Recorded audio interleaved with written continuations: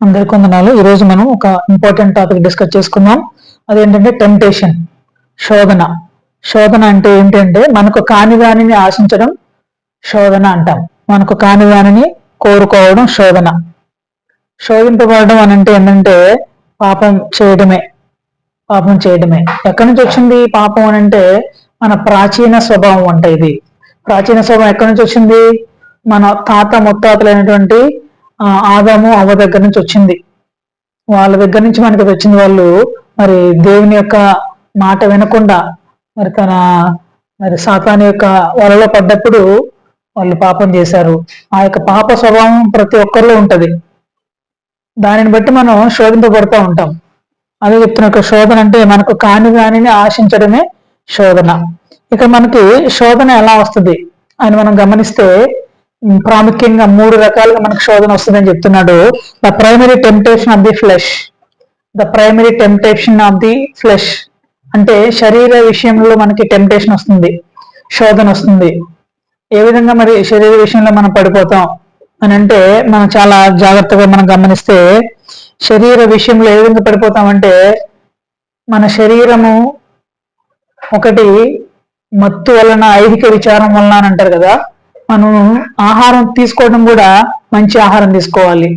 మత్తు పానీయాలు తీసుకున్నామంటే మన శరీరాన్ని మనం పాడు చేసుకుంటాం, మనము శోధనకి లోనవుతాం.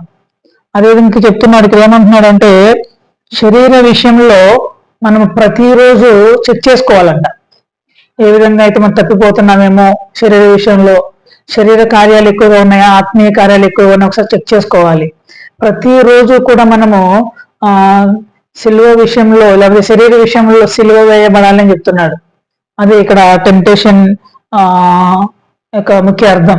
శరీర విషయంలో మనం పడిపోకుండా ఉండాలి, శరీర విషయంలో మనము శోధనలో పడిపోకుండా ఉండాలి అని చెప్తున్నాడు. రెండోది వస్తే మనకి శోధన ఎందువల్ల వస్తుందంటే బికాస్ ఆఫ్ ది వరల్డ్, లోక ఆశల వల్ల, లోకంలో ఉన్న ఆచారాల వల్ల మనకి శోధన వస్తుందని చెప్తున్నాడు. లోకంలో ఉన్న ఏ ఆచారమైనా సరే, లోకానుసారమైన ఏ ఆచారమైనా సరే అది టెంప్టేషన్ కి దారితీస్తుంది, దేవుని విషయం కాదు. అది లోకంలో ఉన్నదంతా నేత్రాశ, శరీరాశ, జీవకుడంబమని యోహాను సువార్త, యోహాను పత్రిక 2వ అధ్యాయం 16వ వచనం చెప్తున్నారు కదా. లోకంలో ఉన్నదంతా నేత్రాశ, శరీరాశ, జీవకుడంబము ఇవి దేవుని వలన పుట్టినవి కావు. కాబట్టి లోకంలో ఉన్నది ఏదైనా మనం వాటిని ఓవర్కమ్ చేయాలంటే దేవుని యొక్క వాక్యాన్ని మన హృదయాల్లో ఉంచుకోవాలి. అనుకుంటాం మనం, అందరూ చేస్తున్నారు కదా నేను చేస్తే తప్పేంటి, అందరూ వెళ్తున్నారు కదా నేను వెళ్తే తప్పేంటి, అందరూ చూస్తున్నారు కదా నేను చూస్తే తప్పేంటి అని అనుకుంటాం. కానీ లోకానుసారమైన దానిని మనం అనుసరించకూడదని బైబిల్ చెప్తుంది. మూడవదిగా గమనిస్తే మనం temptation because of the devil. Devil అంటే సాతాన్. సాతాను టెంప్ట్ చేస్తాడు మనల్ని. సాతాన్ అనేక విధంగా ఆశలు చూపిస్తాడు, అనేక విధంగా మనల్ని పడేయాలని చూస్తాడు. ఆ రోజు మరి అవ్వని ఆదాన్ని పడేశారు కదా, అవునా ఇది నిజమా అని అనేక ఆశలు చూపించాడు, పడిపోయారు వాళ్ళు. ఆ యొక్క పాప స్వభావం మనలో ఇంకా ఉంది. సో మనం కూడా పడిపోయే అవకాశం ఉంటుంది. సాక్షాత్తు యేసుప్రభు వారు మరి యేసుప్రభు వారిని మరి లోకస్వార్త 4వ అధ్యాయం మనం గమనిస్తే 4వ అధ్యాయంలో లోకస్వార్తలో ఆయన్ని సాతాను శోధించింది. నువ్వు ఫాస్టింగ్ ఉన్నప్పుడు మరి ఆయన యేసు దగ్గరకు వచ్చి నువ్వు రొట్టెలు తిను, ఈ రాళ్ళని రొట్టెలుగా చేసుకొని తిను అంటుంది. అంటే అప్పుడు యేసుప్రభు వారు చెప్తున్నాడు, మనుషుడు రొట్టె వల్ల మాత్రం కాదు కానీ దేవుని నోటి నుంచి వచ్చే ప్రతి మాట వలన జీవించని చెప్తున్నాడు. అంటే దేవుని యొక్క వాక్యం మన హృదయంలో ఉంచుకుంటే మనము సాతాను పెట్టే శోధనలు, లేకపోతే లోకానుసారమైన శోధనలు, శరీరమైన శోధనలు మనం గెలవచ్చు, వాటిని మనం తప్పించుకోవచ్చు ఆ శోధనల నుంచి అని చెప్తున్నాడు. ఇంకా మనం గమనిస్తే యాకోబు పత్రిక 1వ అధ్యాయము, యాకోబు పత్రిక 1వ అధ్యాయం 14వ వచనం గమనిస్తే ప్రతి వాడు తన స్వకీయమైన దురాశ చేత ఏడవబడి మరులు గొల్పబడిన వాడై. ఎందుకు మనం పాపం చేస్తున్నాం, ఎందుకు టెంప్టేషన్లు పడుతున్నాం అని అంటే, ఎందుకు శోధన వస్తుంది అని అంటే మన దురాశే. మన ఆశ సరిగా లేదు, దురాశ. ప్రతివాడు తన స్వకీయమైన దురాశ వలన ఏడవబడుతున్నాడు.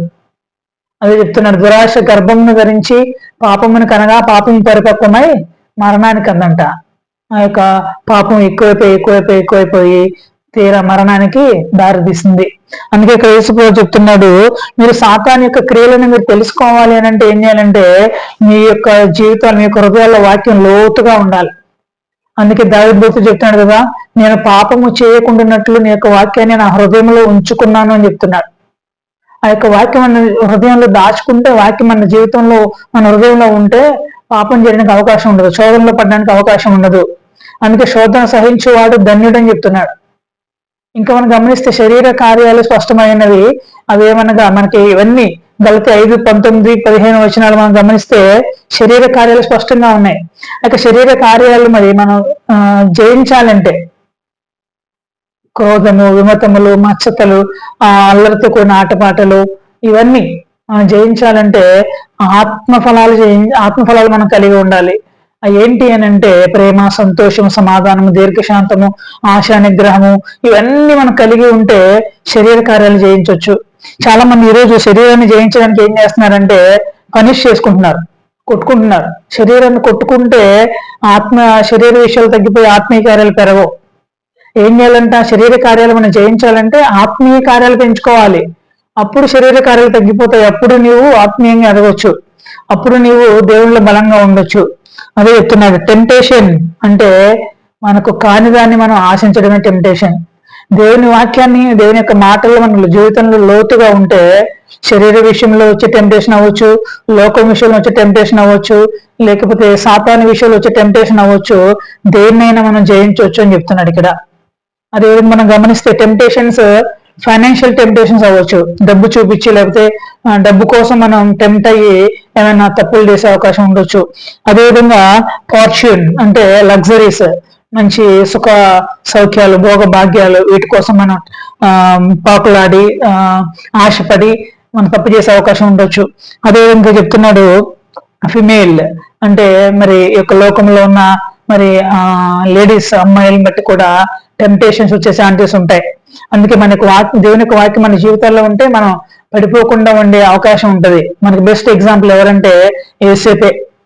ఆ యొక్క పోతీఫరు మరి భార్య వచ్చేసి ఆయన ఎంత బలవంతం చేసినా గానీ నేను మరి దేవుని నమ్ముకున్న బిడ్డని అని చెప్పేసి తను పాపం చేయకుండా తనకి దూరంగా పారిపోయాడంట. అందుకే దేవుడు అతను ఎంతగానో వెచ్చించాడు. ఎంత వెచ్చించాడంటే రాజు తర్వాత రాజు అంతటివాన్ని చేశాడు.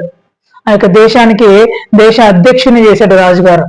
అలా మరి మనం కూడా జయించాలి అంటే, మనం కూడా మరి ఆ యొక్క టెంప్టేషన్ నుంచి మనం బయటపడాలి అంటే దేవుని వాక్యాన్ని మన జీవితంలో, మన హృదయాల్లో ఉంచుకుంటే శరీర విషయంలో అవ్వచ్చు, లేకపోతే మనం లోక విషయంలో అవ్వచ్చు, శరీరాశ, నేత్రాశ, జీవపుడమ్మం, వీటన్నిటి నుంచి మనం బయటపడతాము. దేవుడి యొక్క వాక్యం మన జీవితాల్లో ఫలింపు చేయను గాక.